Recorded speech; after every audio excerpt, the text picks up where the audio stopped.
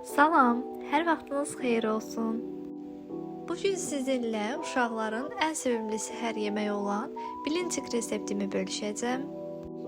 Qeyd edim ki, istifadə etdiyim stəkan ölçüsü 200 ml-dir. Qaba əvvəlcə 1 stakan otaq temperaturunda olan ilıq süd, 2 yumurta, 1 xörək qaşığı pesoq və yarım stakan ilıq su əlavə edirəm. 2 xörək qaşığı duru yağ da əlavə etdikdən sonra yaxşıca qarışdırıram.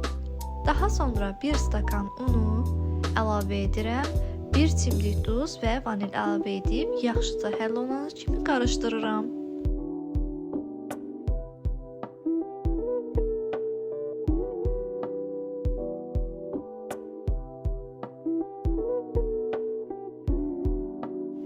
Öncədən isitdiyim və yağladığım tavaya bilincik xəmirini əlavə edib hər iki üzünü bişirirəm.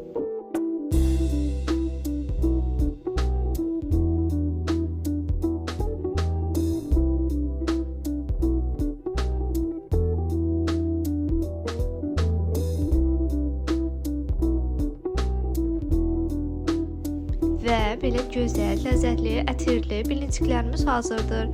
Siz nuş edən zaman istəyə görə arasına şəkər tozu da əlavə edə bilərsiniz. İzlədiyiniz üçün təşəkkür edirəm. Hələlik.